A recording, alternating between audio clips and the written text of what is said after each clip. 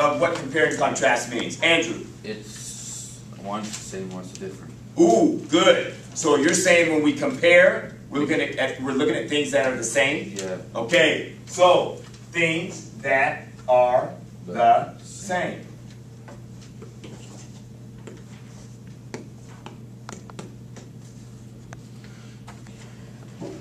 Okay, so that goes to compare. What about contrast? Contrast. Montana or Kate? What's the opposite? The opposite. What else? What's I almost said it. What's another word for the word opposite? Different. Good. Different. Anything else? No. Sometimes could unique be different? Yeah. Could it be a description for that is uniquely different? Special. Okay. Special. Okay. Nice job. Okay. So compare and contrast. So we're going to look at these two readings. And we're going to see how they compare, or how they are similar, or how they are the same. And then we're going to look at how they are different. Yes. Okay? So what I handed out is a packet, and we're going to read the orphan train first. And then we're going to go through, and this is where the good sentences must come in. I don't want you just to put a date. Put a good date and describe that date. On the day of yada, yada, yada, this is when Lee, okay, was placed on the orphan train. We're going to start writing good sentences according to this. But prior to that, I always like to do the reading, okay? So that way you guys can hear it after you've read it and get a good idea, okay, on what it's about.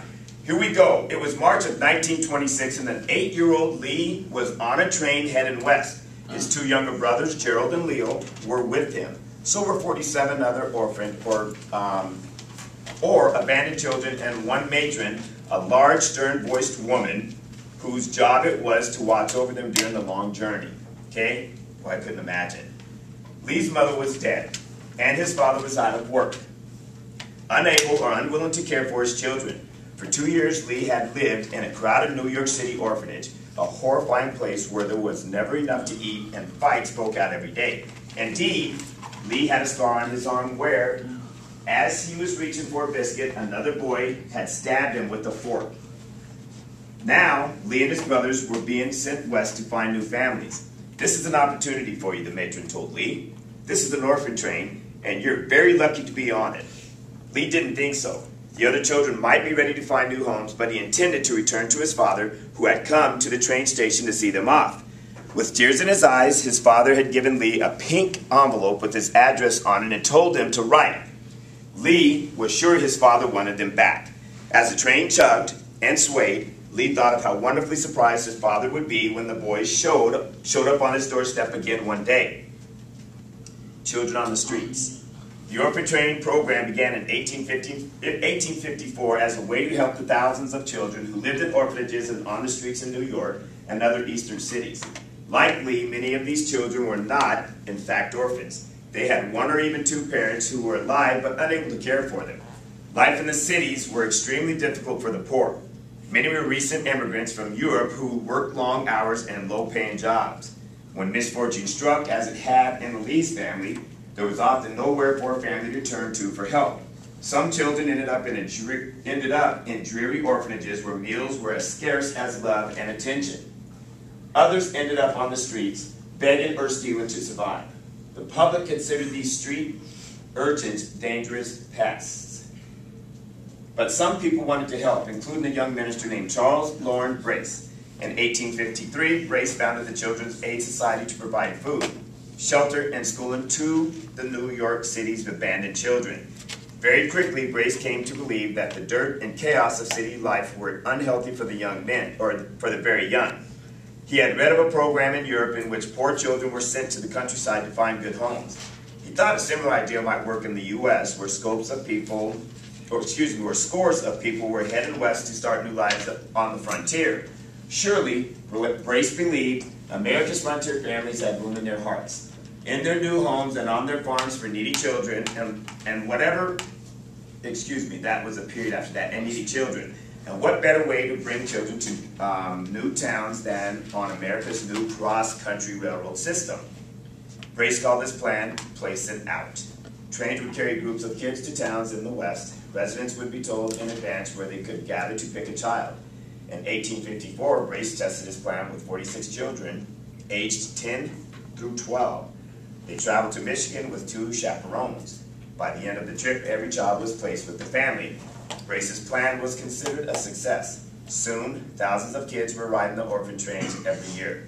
Now we're going to go back to the pink envelope that Lee's father had given him. Typically, children were told only a night or 2 in advance that they would be going west. They were given a bath and new clothes. Lee and his brothers were dressed up in knickers. You guys know what knickers are? You think I could start the new fad again, or that fad of knickers, if I came to school in knickers? No. No? Madison, yeah? Pink? Pink knickers? Did you know the pink boys used to wear, and then girls used to wear the blue dress? Do some more research and find out why that was. I know That's why interesting. it I was. just right now. It's just because it was like boys. The pink was supposed to be a manly color, and I can't remember what the girls had. What the story was. Wow, hey, it wasn't manly color. I loved pink. I still love pink. Okay, my last few days I'm going to show up in a pink shirt, I promise you. Okay, so they were dressed up in knickers, neckties, and a suit jacket. Girls wore new dresses and pinafores. Matrons warned the kids to keep their new clothes tidy. Not easy on the train, though, during that journey that could stretch out for a week or more. The first night, Lee took off his jacket and laid it out neatly where he could see it. He checked to make sure that the pink envelope was safe in the pocket. When he woke up, however, the envelope was gone. He searched for the missing envelope frantically. When he called the matron for help, she told him to get back in his seat. Ooh. Where you're going, you won't be needing that envelope, she said firmly. You must forget it. Lee knew she had taken it, but he was helpless. First his mother had died, then he'd spent 2 sad years at an orphanage. Now he'd lost the only connection to his father. Nights on that train, I'd lie there with tears rolling down my cheeks. Lee later recalled my heart breaking again and again, how I had lost so much. Finding a home, okay? Even before children boarded an orphanage train or an orphan train, the Children's Aid Society was working to line up families in towns along the route, you say tomato, I say tomato. Notices of homes wanted for children ran in the newspapers. Town officials interviewed potential families and made arrangements. When the train stopped in a town, the matrons led the children to a gathering place such as a church or a hotel. Sometimes the kids were given a chance to eat, wash, and rest.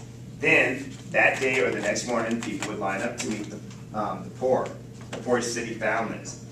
Even in small towns, $1,000 onlookers might show up to gawk.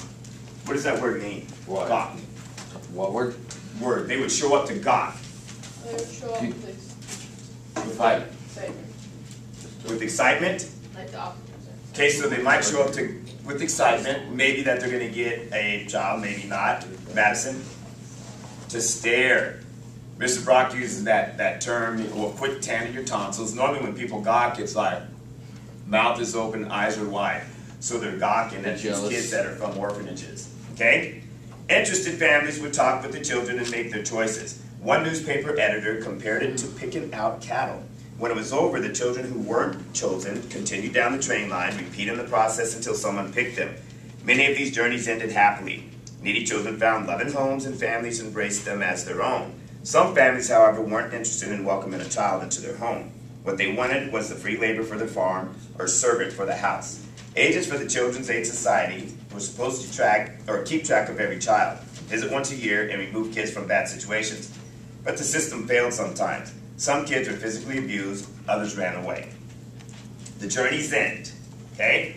At first, Lee's journey seemed to be headed in that direction. After several stops, half the children had been picked, but not Lee. In one town, a farmer felt Lee's muscles and stuck his hand in Lee's mouth to feel his teeth. Lee wanted to bite him. Instead, he glared until the farmer moved away. At the end of a grueling week, the train stopped in Clarksville, Texas. One couple chose Gerald, another chose Leo. At first, that couple took Lee as well, but after a few days, they decided one boy was all they could handle. Lee lasted only a few days with his next family, an elderly farm couple. Finally, he arrived at the home of Ben and Oli